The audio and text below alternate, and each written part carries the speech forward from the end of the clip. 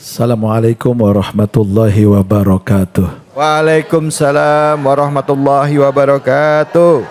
Bismillahi walhamdulillah. Wassalatu wassalamu ala rasulillah. Sayyidina wa habibina wa syafi'ina wa qurrati a'yunina wa maulana Muhammad ibni Abdillah la hawla wa la quwata illa billah amma ba'du wa ba'da tahiyah. Segala puji bagi Allah. Alhamdulillah kita masih bisa berkumpul dalam acara Cahaya Hati Indonesia iNews TV. Kita berdoa mudah-mudahan hari ini Allah berikan kita cucuran rahmat dan barokah. Amin. Amin ya Allah ya Rabbal Alamin. Saya melanjutkan ayat yang sudah tadi dijelaskan oleh guru kita Kiai Haji Jumharuddin. A'udzu billahi minasyaitonir rajim. Fa idza faraghta fansab wa ila rabbika farghab. Kalau kita baca ayat tengah, maka kita disunahkan untuk membaca ta'awudz saja, bukan bismillah. Tetapi kalau di awal kita disunahkan dan bahkan diwajibkan untuk membaca bismillah kalau di awal surat. Tapi kalau di tengah-tengah, ibu-ibu cukup baca ta'awudz. A'udzubillahi minasyaitonirrajim, langsung baca ayat. Sedikit ilmu dari guru saya, Al-Maghfurlah Kiai Haji Nur Muhammad Iskandar SK, karena beliau adalah sarjana Quran. Fa idza faraghta fansab, maka ketika engkau sudah selesai dalam sebuah urusan, fangsop, bergegaslah kepada urusan yang lain. Wa ila rabbika farghab, dan kepada Tuhanmu lah tempat untuk menggantungkan harapan. Artinya apa? Di sini sudah jelas bahwa manusia nggak boleh berleha-leha. Manusia tidak boleh bersantai-santai dengan waktunya. Ingat, manusia itu di dalam kerugian. Manusia itu sangat merugi kecuali orang-orang yang beriman kepada Allah. Maka di sini ketika kita selesai di dalam melaksanakan misalkan sholat fardu, misalkan sholat sunnah, diambil lagi pahala-pahala dari ibadah-ibadah yang lainnya.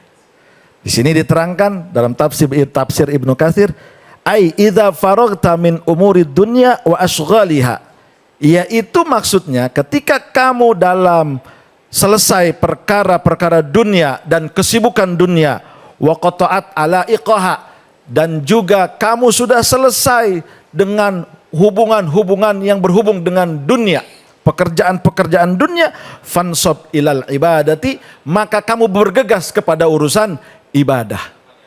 Kalau kita pagi sampai sore mencari urusan ma'isyah, kehidupan dunia, ibu-ibu sudah capek nyuci, sudah capek masak, sudah capek nyetrika, jangan lupa sholat 5 waktu tepat. Ketika kita sudah selesai, ketika kita sudah berbicara tentang urusan dunia, buru-buru, sore tinggalin. Maka para ulama mengatakan, kalau kau pengen berkah, di dalam kitab I'anatul Talibin, kalau kau ingin berkah rizki, dunia dan ma'isyah, kehidupan engkau dalam ekonomi, maka bacalah surat Waqiah. Ditambah lagi menjelang maghrib, menjelang ghurubis syamsi, terbenamnya matahari, baca surat As-Syams, baca surat Al-Lail, baca surat Al-Falaq, baca surat An-Nas. Insya Allah ibu enggak akan kekurangan. Maka saran saya, kalau kita pengen dalam kehidupan dunia diperhatikan oleh Allah, maka perhatikan urusan akhirat dan urusan perintah Allah. Enggak ada orang yang ditelantarkan oleh Allah ketika dia mau untuk memenuhi apa yang diwajibkan oleh Allah. Allah tempat bergantung. Ketika kita selesai sholat, mohon maaf ya, habis sholat fardu, di sini sudah dikatakan fansab ilal ibadah. Buru-buru. Ketika kita dari satu ibadah ke yang ibadah lain, dari satu ibadah ke ibadah yang lain, insya Allah urusan ibu-ibu akan diurus oleh Allah. Saya nggak pernah takut urusan dunia kekurangan. Yang saya takut ketika bekal akhirat saya kurang, siapa yang akan saya minta pertolongan nanti di alam akhirat. Maka kata Sufyan Ats-Tsauri, ketika kau selesai dalam urusan duniamu, ketika kau beres dalam urusan ekonomimu, ketika kau beres dalam urusan mencari ma'isyahmu, maka buru-buru untuk datang kepada Allah. Salat, sekarang zuhur sebelum jam 12, sholat. Asar jam 3 kurang, buru-buru. Nah, maka saya berpesan dengan ayat ini, jadikan pelajaran bahwa kita intaha amalun. Kalau sudah selesai satu amal, yantaghiru, maka berubahlah diri kita untuk buru-buru kepada ila amalin akhar, kepada amal yang lain. Insyaallah berkah dunia akhirat dan Allah akan mengurus urusan kita. Yang terpenting jangan pernah tinggalkan Allah dalam urusan ibadah. Insyaallah urusan kehidupan kita akan ditata oleh Allah Subhanahu wa taala. Amin. Ya Allah ya rabbal alamin. Kiai, saya mau nanya ini Kiai. Oh boleh dong. Kalau misalnya kita coba memaknai ayat yang tadi dikatakan ya, yang disebutkan tadi fa idza faragta fansab. Ya. Kalau lihat terjemah bebasnya adalah apabila telah selesai satu urusan tetap bekerja keras atau tetap mengerjakan, setelah selesai kerjakan lagi urusan yang lainnya. Betul. Kira-kira begitu. Nah, kalau dari sisi pandangan masyarakat umum ini, Kiai, pada saat kita ditimpa ujian, kita ditimpa kesulitan, ditimpa musibah, Ya.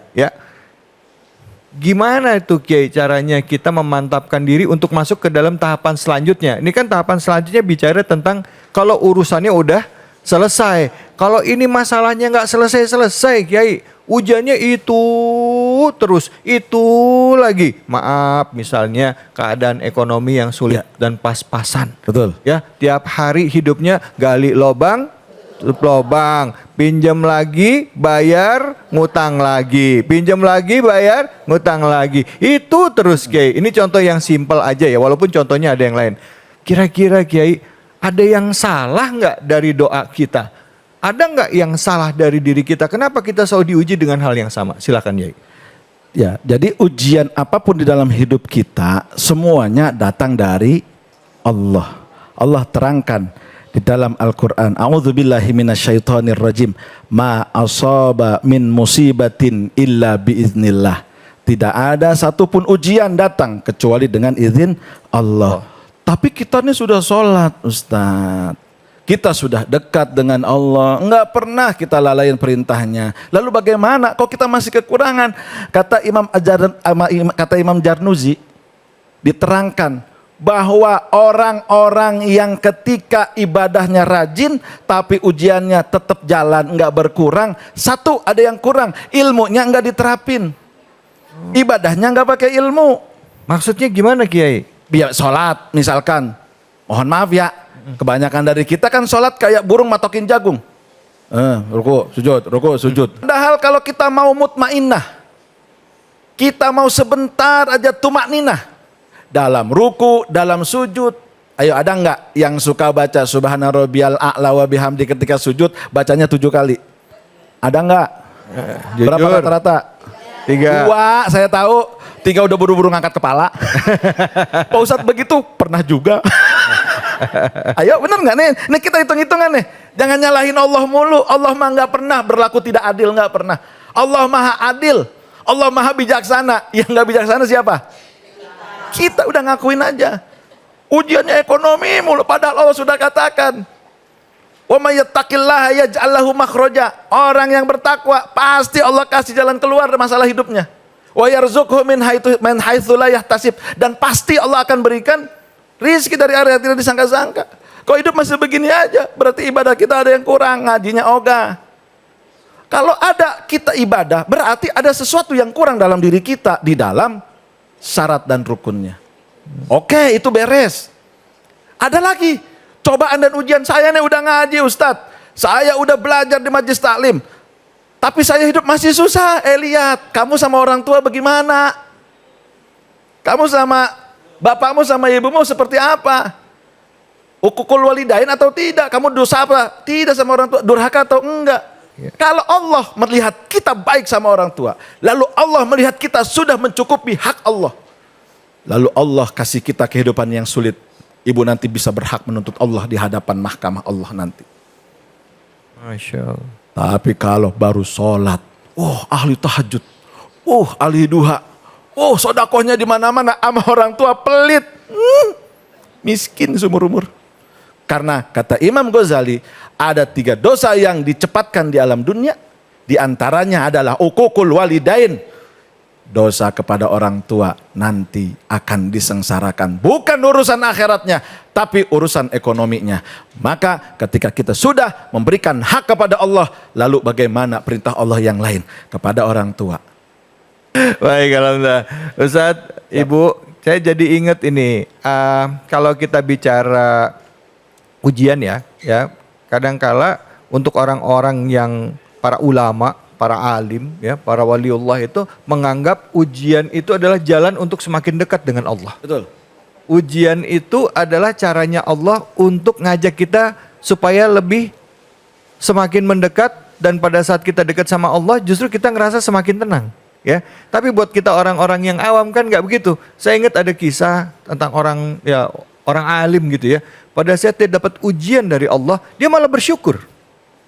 Hatinya yang gembira. Kenapa? Karena Allah masih ingat sama aku. Gitu. Betul. Dan apa yang aku dapatkan di sini itu nggak ada apa-apanya dengan apa yang aku akan dapatkan di akhirat nanti. Betul. Gimana caranya biar bisa dapat pemikiran seperti itu? Dasarnya apa supaya kita bisa dapat kenikmatan seperti itu? Jadi pada saat diuji kita nggak ngerasa berat. Kita ngerasa ujian kesulitan ini sebagai satu nikmat. Apa yang harus dilakukan sih Ustaz? Yang harus dilakukan yang tadi, kembali farudduhu ilallahi wa rasulih. Kembalikan kepada Allah dan Rasulnya. Apa yang dikatakan oleh baginda Nabi besar Muhammad, asyadun nas bala'ul anbiya.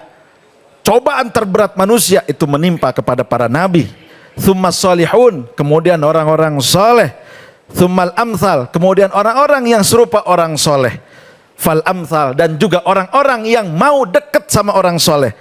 Yubtalal rajulu ala hasabi dinih, dan seseorang akan diuji tergantung agamanya. Semakin dia rajin sholat, semakin diberikan kemiskinan. Tahan nggak? Jangankan kita, orang yang sholatnya kadang telat-telat. Nabiullah Ayub alaihi salam, penyakitnya diberikan yang luar biasa. Istrinya hilang, minta cerai, meninggalkan. Hartanya ludes, tapi tetap beriman kepada Allah. Sebab apa? Yang dia tahu adalah satu, Allah enggak akan menyia-nyiakan hamba-hambanya yang dekat dengan Allah, dan Allah enggak akan ngerugiin hamba-hambanya yang mau dekat dengan Allah. Allah enggak akan kasih kesulitan kepada hamba-hambanya yang dekat dengan Allah selagi hamba itu mampu untuk menanggungnya.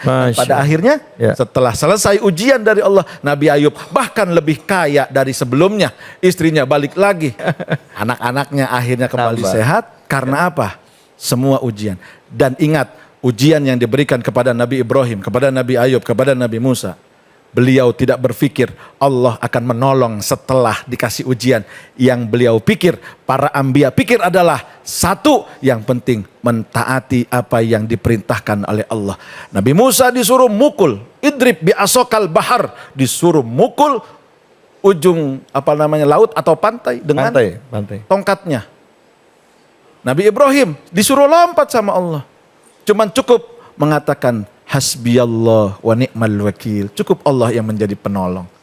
Nah, tidak ada gambaran para nabi ketika diberikan ujian bahwa akan diberikan keselamatan. Ketika Nabi Ibrahim lihat disuruh menyembelih anaknya, nggak berpikir akan diganti kambing kibas, tapi yang dia tahu, jalankan perintah Allah, kau tidak akan dirugikan oleh Allah. Kenapa kau rugi? Kenapa kau selalu diberikan kenikmatan yang hilang? Kau diberikan kesulitan karena kau menyulitkan hubungan dengan Allah Subhanahu wa ta'ala. Masya Allah. Itu jawabannya. Ya